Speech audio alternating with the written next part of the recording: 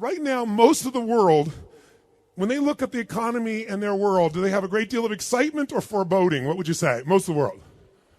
No questions, foreboding. If you had to give this a season we're in right now, an economic season for most of the world, would you say it's spring, where things are just starting to grow?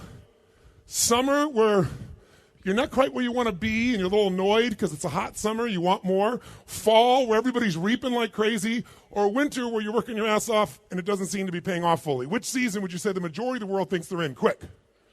Which one? Winter. And winter.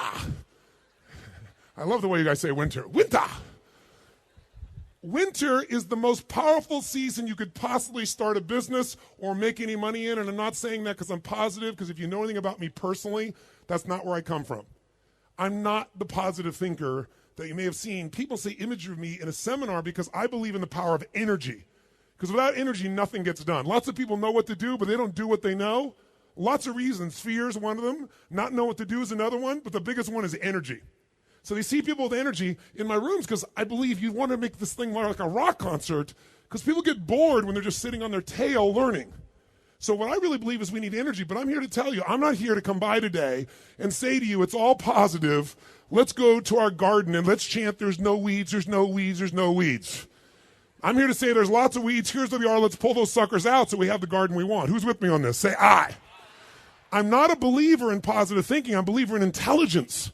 And intelligence says that if you and I are going to succeed in this environment, if you've come to a seminar like this, and you're looking for ways to maximize your growth in your business, in your life, in your finances, then you got to understand what's really going on and not kid yourself.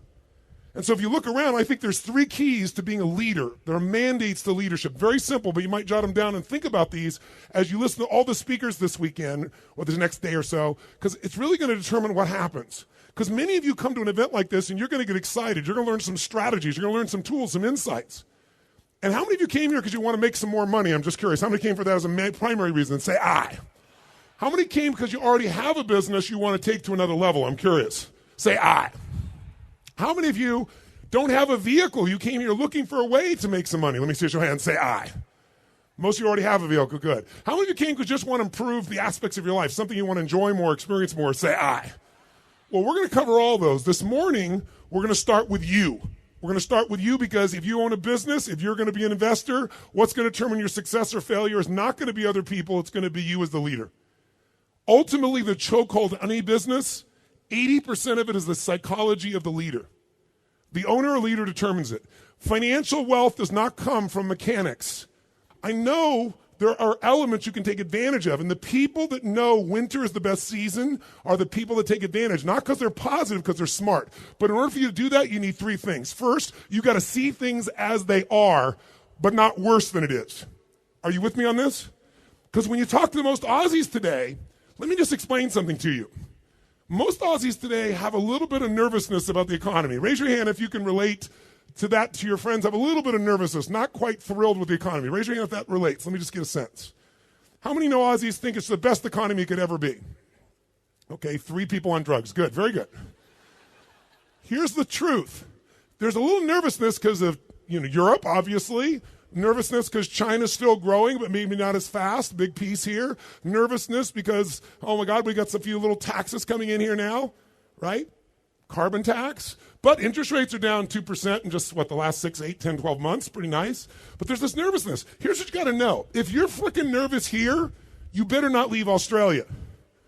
Because there are 7 billion people on the planet, and they all freaking wish they lived in Australia. You're in the best position of any country in the world. That's not to say there aren't challenges. Your real estate market here is definitely inflated to a mass level, and you haven't had a big correction. There are things that are going to occur here. But you got to see it as it is, but not worse than it is, or you're not going to act out of fear. How many follow what I'm talking about here? Say aye. And why do most people make it worse than it is? You tell me. Why do most people make it worse than it? Say, oh, you can't even believe. Why even try? The whole economy is just going to tank anyway. Why do people come up with this stuff? Because they're so afraid to what? What's the word no one likes to say? Let's hear it. They're so afraid to fail. So they look for a story to cover them. It's like somebody says to me, I can't lose weight because I'm big boned. No, you're freaking fat. Let's just tell the truth here. Right? Is it true? You're fat. I mean, I'm not making a judgment. You're fat. I was big boned. That was my story. I was 38 pounds heavier than I am now, and my story was I'm big boned. I'm still big boned, and I'm 38 pounds lighter. We come up with a story because we're afraid to fail. What you have to do is see it as it is, not fake yourself and say everything's positive, everything's wonderful. You'll get killed doing that in business. You got to be smart. You got to see it as it is, but not worse than it is so you don't take advantage. Does this make sense? Yes or no? Second key is really simple. You got to see it better than it is or you won't do anything. That's the second key. You got to see it better than it is. That's what a leader brings to the table. So bottom line is, you got to see it better than it is. If you saw a guy like Ted Turner, multi-billionaire, amazing influence, created CNN. Think about this. When he first came up with the idea of 24-hour news, what do you think most people thought of that idea? First of all, they said there isn't that much news. He almost went bankrupt 4 times, but he kept seeing it better than it was. He saw the truth. He saw the challenges. He didn't make it worse than it is so he didn't panic. He saw it better so there was something to move towards that he could make happen. What does it say? Without a vision, people what? Perish. If you don't have a compelling view of the future, you're in trouble. And here's the challenge. Most of the world right now is in this place. In America, it's the highest that's ever been. 63% of Americans now believe the best days are behind them. They believe specifically that the future for themselves and their kids will be far less than it is today. That's 72%, by the way, of Germans. 81% of French people believe that. Now, Aussies are in a great place, so one thing you got to do is celebrate where the hell you live. Give a little hand for living in Australia, ladies and gentlemen. Come on now. So, if you're going to be smart, you got to go, we got a young group of economy. We've got a young generation coming up. We certainly have some ties to some amazing resources that are natural resources for us. And yes, the spending is not as high, and yes, there's going to be a correction. But guess what? Some people's winter is devastating. Other people's winter is mild. So far, yours is mild. I'm not saying it won't get worse. But here's what I can tell you. If you see it as is and you see it better than it is, you'll know something. The greatest investors, the greatest financial success in history, the first man to become a billionaire by investing alone is a man who was a friend of mine. He died about 4 years ago named Sir John Templeton.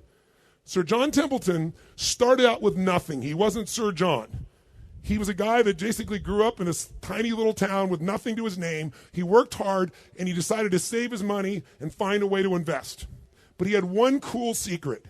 He realized when things are going well, what do people want for their property when things are going really well? A high price or a low price? Which one? High price.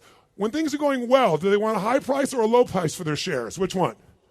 High price. When things are going unhappy, when things are terrible, when things are going well, people think it's going to go well forever. When they think it's going bad, they think it's going to go bad for how long? Forever.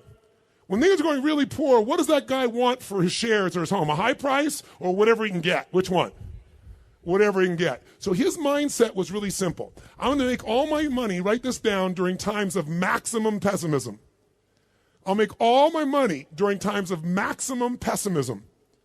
If you can, when everybody else is freaking out, seeing it worse than it is, you can see how it really is, not kid yourself, not just be positive, but see it better than it is and see where the advantage is. And you can do the third step I left out, which is once you see it better than it is, you got to make it that way. You got to come up with a strategy and action plan to make it that way. If you can do those 3 things, you can take advantage. And he did it. I'll tell you how he did it. When Hitler invaded Europe, when he actually invaded Poland, this guy took $10,000, $5,000 he saved and $5,000 he borrowed, which back in those days was a huge sum of money. And he went out and bought every stock he could get his hands on that was under $2 on the New York Stock Exchange, including companies that many people thought would go bankrupt. He just bought them across the board. $10,000. Now, by the way, that was one of the worst winter moments of maximum pessimism because everybody went, oh my God, Hitler's now storming Europe. We tried to appease him. It's not working. He's going to take, and countries are dropping. Everybody thinks the bad things are going to go on forever. Here's what we all know about seasons. Winter does not last forever, does it? What always follows winter, my friends? What? Springtime. A new opportunity is always there. But when you're in winter, you think it's forever. And so everybody's freaking out, so share prices went through the floor. So what he got for $10,000 was worth its weight in gold. And by the way, 5 years later when the war was over, what happened to the shares of stocks? What happened as the company started to rebuild? Exploded back up.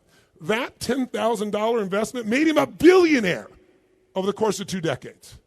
He didn't stop there. Where would be the worst place to think of investing after World War II, would you think? Where was the country most destroyed? Even more than Germany. Which country? Japan. It had radioactive places. Guess how much they want for land that's radioactive?